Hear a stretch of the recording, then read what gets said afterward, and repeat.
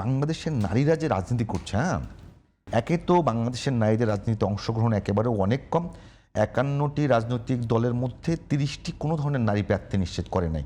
তারপরে যদি একটা বিষয় দেখি যে 11 দলীয় জোটের সংবাদ সম্মেলনের সময় একজন নারী এনসিপি নেত্রী যিনি উপস্থিত ছিলেন তাকে পুরো ভার্চুয়াল জগতে ভয়াবহভাবে বুলিংয়ের শিকার হতে হয়েছে। তো এত আন্দোলনের পরে, এত কিছুর পরে এখন পর্যন্ত নারীদের যে অন্ততপক্ষে অধিকার তো পরে মোটামুটি ন্যূনতম জায়গাটা ইনশিওর করা গেল না। আপনি কি মনে করেন কিনা যে এই নির্বাচনের পরে কোনোভাবে এটা নিশ্চিত করার কোনো সুযোগ আছে, যেটা গণ অভ্যুত্থানে হলো না? প্রথম কথা হচ্ছে যে আপনি যে প্রশ্নটা আমাকে করলেন, এই প্রশ্নটার মধ্যে সবচেয়ে বড় একটা বেদনাদায়ক বিষয় আছে। এই যে মনিরা শারমিনকে এই ধরনের bullying code and code slut shaming, যেটাকে আমরা বলি একাডেমিক্যালি, এই বিষয়গুলো যে করা হয়েছে, আপনি কি এই বিষয়ের বিপক্ষে বা এগেনস্টে এই যে তাদেরই একজন প্রার্থীকে যেরকম করা হয়েছে,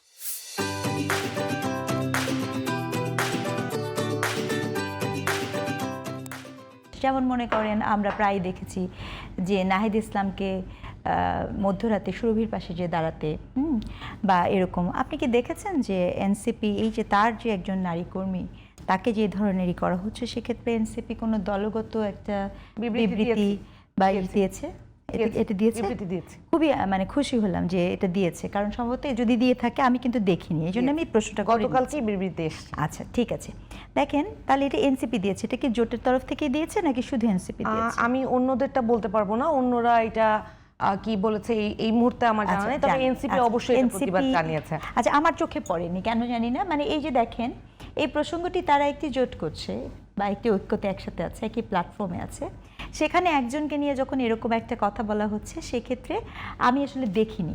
আর আমার কি এটা কি স্বাভাবিক না যে সেক্ষেত্রে এটা একটা ভোটের মৌসুম, চিন্তা করে দেখেন একটা ভোটের মৌসুমে যেখানে প্রতিটি মানুষ খুব মেপে মেপে কথা বলেন যখন ভোট চলে, কারণ একটি ভোটও যদি কোনো একটি স্টেটমেন্টের কারণে এদিক ওদিক হয়ে যায়, কিন্তু সেই সময়েও যখন এরকম একটা বার্তা আসে, সেটা কিন্তু আমাদের প্রমাণ করে যে 24-এর পরবর্তী সময়ে না, বরঞ্চ আপনি যেটা আমরা দেখতে পাই যে কন্টিনিউয়াস মনোটোনাসলি নারীর ক্ষেত্রে একটা কন্টিনিউয়াস একটা ডিপ্রাইভেশন স্টেট কর্তৃক আরোপিত, সিস্টেমেটিক্যালি চাই। মানে আমার রাজনৈতিক দলগুলো তো শুরু করতে হবে, মানে সামাজিক সংগঠনগুলো, রাজনৈতিক সংগঠনগুলো, তারা যদি না চায় রাষ্ট্র কিভাবে ইনশিওর করবে? আপনি কি কখনো খেয়াল করেছেন, আমি আপনাকে যদি বলি যে এই গণতন্ত্র যেদিন থেকে শুরু হয়েছে, এই দেশটা তো নারী শাসিতই হয়েছিল, তাই নয় কি? নারী শাসিতই তো ছিল, প্রধানমন্ত্রী তারা তো নারী শাসিতই ছিল, দুপক্ষের প্রধানমন্ত্রী, বিরোধী দলীয় নেত্রী। তখন কিন্তু আমরা বারবার বলছিলাম যে এই বিষয়টাকে শুধু রাজনৈতিক দল দিয়ে বুঝলে হবে না, এই বিষয়টার সাথে খুব নিবিড়ে যুক্ত আছে আমাদের সামাজিক মন। এই যে মনটা যে পরিবর্তন হয়েছে, আপনি কখনো চিন্তা করেছেন আমাদের বড় রাজনৈতিক দলগুলো যখন তাদের প্রস্তাবনা দিচ্ছে, আমি আপনাকে সিম্পল একটা কথা বলি, আপনি কি জামাতে ইসলামের 5 ঘন্টার শফিকুর রহমানের অফারটা দেখেননি? ওখান থেকে যদি শুরু করি, আমাদের সামাজিক মনে কি নারীর প্রতি শ্রদ্ধা কম আছে বলে মনে করেন আপনি? আমাদের সামাজিক মনে নারীর প্রতি শ্রদ্ধা, সেটি খুবই পুস্তক নির্ভর। ফ্যামিলিগুলোতে আপু যদি বলি, ফ্যামিলিগুলোতে নারীকে নেত্রী মানা হয় না নাকি কর্মী মানা হয়? ডিপেন্ড করে আপনি কোন ফ্যামিলি নিয়েছেন। ফ্যামিলির একক আছে না, মানে এক একটা পরিবারের একটা একক আলাদা। সেটা তো মানে এইটাই বলছিলাম যে আমাদের সামাজিক বাংলাদেশে যে সামাজিক প্রেক্ষাপট আছে, মানে সমাজ ব্যবস্থা আছে, সিংহভাগ পরিবারের অবস্থা আপনিও জানেন আমি যে, সেখানে নারীকে কি নেতা হিসেবে ট্রিট করা হয় নাকি তাকে একেবারে না, নারীকে দেখা হচ্ছে সে হচ্ছে ত্যাগী, স্যাক্রিফাইসিং, কেয়ার, যত্ন, এই জায়গাতে নারীকে অনেক উচ্চ আসনে দেওয়া আছে। লিডার না। আপনি জানেন আজকে গার্মেন্টস শ্রমিক, আমি আপনাকে রিসার্চ বেসড ডাটা বলি, বাংলাদেশ গভর্নমেন্ট কি করলো, বেশিরভাগ আমাদের যে নারী শ্রমিক আছে তাদের যে পয়সাটা যায়, এই পয়সাটা দেখা যায় তাদের যে স্বামী থাকেন, স্বামী পয়সাটা নিয়ে নেয়। এটি যখন আমরা গবেষণা করে পেলাম, তখন আমরা বললাম যে আপনি এখন বিকাশে দেন, পেমেন্ট দেন, অন্তত তাতে করে তার পয়সাটা থাকবে। তো বাস্তবতার এখন ঘটনা হয়েছে কি, আপনি যখন সারফেস লেভেল থেকে দেখবেন, আমি এই জন্যই বারবার বলি যে যে আমাদের রাজনৈতিক দলগুলোরও উচিত, আমাদের মানুষেরও উচিত, আপনি যখন রিসার্চের লেভেলে যাবেন, আমি যে আপনাকে যে বক্তব্যটা দিচ্ছি সেই বক্তব্যটা তো না আপু, রিসার্চের আমি ডাটা বলছে। বুঝবার চেষ্টা করছি। আজ আমাদের কিন্তু বিষয় এটা না, তারপরেও যেহেতু কথা প্রসঙ্গে এসছে, যেই সোসাইটির মানুষ ব্যথা পেলে মা বলে চিল্লায় ওঠে, কান্না করে ওঠে, তো সেই সোসাইটির মধ্যে নারীর প্রতি এত এই কথাটা আমি একটু আপনার কথার সাথে একটু অ্যাড করি। এই একই সোসাইটির মানুষ না, যখন আমরা নির্বাচনের মাঠে গিয়েছিলাম তখন আমার সাথে এসেছে, কিন্তু পিছে গিয়ে বলেছে মহিলা মানুষের পিছনে হাঁটবা, মহিলা মানুষের ভোট দিবা। এইটা কিন্তু প্রধানমন্ত্রী যখন বাংলাদেশে 2জন নারী প্রধানমন্ত্রী ছিলেন, ওনারা এত রুট লেভেলে ফিল্ডে গিয়ে এইসব শুনতে হয়েছে কিনা আমি জানি না, তবে আমাকে শুনতে হয়েছে। আপু যেহেতু এগুলো না ইয়ে করেন, আপু হয়তো বলতে পারবেন যে আসলে সমস্যাটা কোথায়। সমস্যাটা মূল এই জায়গায়, আমি যেটা আপনাকে বলছি, আপনি নারী একটা চরিত্র তৈরি করেছেন কবিতা, গ্রন্থ, ডিসকোর্সে। আপনি নিজেই বলছেন আপনি ব্যথা পেলে মার কাছে যাবেন, মা অটোমেটিক মা বলে ওঠে। মাই বলবেন, কষ্ট পেলে মা আছে, কিন্তু যখন আপনাকে মা বলছে আপনি তার নির্দেশনা পালন করছেন, এই গল্পটা মিসিং হয়ে গেছে এই জায়গাতে। আপনি 71 থেকে শুরু করে দেখেন না আমাদের সোসাইটিতে কি পরিবারের সবচেয়ে গুরুত্বপূর্ণ ব্যক্তি মাকে ধরে নেওয়া হয় না? পরিবারের সবচেয়ে গুরুত্বপূর্ণ ব্যক্তি মা নয়, কিন্তু আমি আবারও বলছি পরিবারের সবচেয়ে দায়িত্বশীল ব্যক্তি, আস্থা নির্ভর ব্যক্তিটি মা। তো একই তো হলো।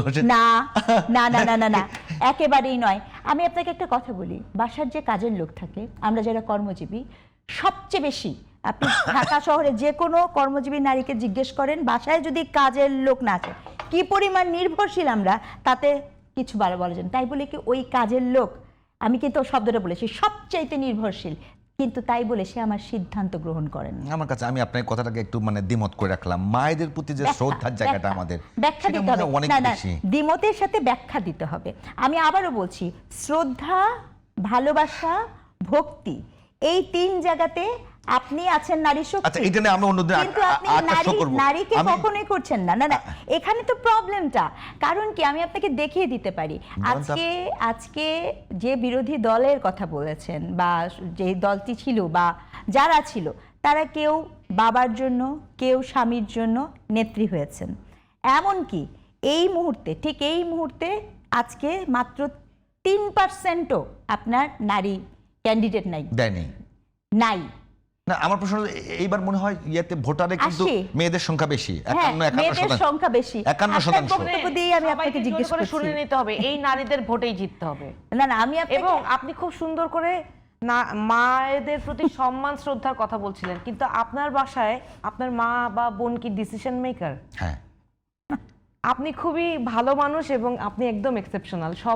আমার পরিবারে হয়তো আমি কর্মক্ষম বা আমি একটা বড় রোল প্লে করি, আমি অনেক ইন্ডিপেন্ডেন্স পাই, এটা আমি একটা শিক্ষিত ফ্যামিলি, আমার শ্বশুর শাশুড়ি সবাই শিক্ষিত বলে, বাট বাংলাদেশের 99% women are repressed by the head of the family which is a man. না আমার কাছে কেন জানি মনে হচ্ছে যে আমাদের ফ্যামিলিগুলোতে বা আমার ফ্যামিলিকে বাবা অর্থমন্ত্রী হিসেবে ভালো, তিনি প্রধানমন্ত্রী নন।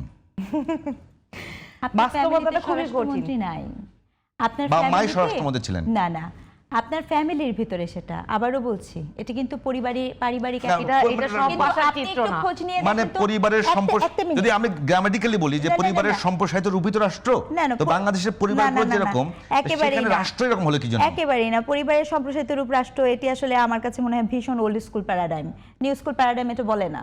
নিউ স্কুল প্যারাডাইমে প্রচুর দেশ আছে যেখানে পরিবারই নাই, তাই বলে যে রাষ্ট্র নাই তা কিন্তু না। So that is the difference. পরিবার নাই, অনেক পরিবার দেশ নেই আছে, এখন আমি সেটাই পর্যন্ত, বলেছি। পরিবার হ্যাঁ, সংখ্যাগরিষ্ঠ। এই জন্য বলেছি এটা নিউ স্কুল প্যারাডাইম না। একটা কথা না বলে আমি আপনাকে পারছি না। এই এত শ্রদ্ধা, এত ধর্মভক্তি, এত ভালোবাসার মা কন্যা, সেই রাষ্ট্রের ডাটা, যে দেশে মুসলমানের সংখ্যা প্রায় 90-এর উপরে, সেই রাষ্ট্রে কেন এবং কি কারণে কেবলমাত্র 2% নারী সম্পত্তির মালিকানা পায়? আপনার এই নেতৃত্বের গল্পে এই তথ্য মিলছে না।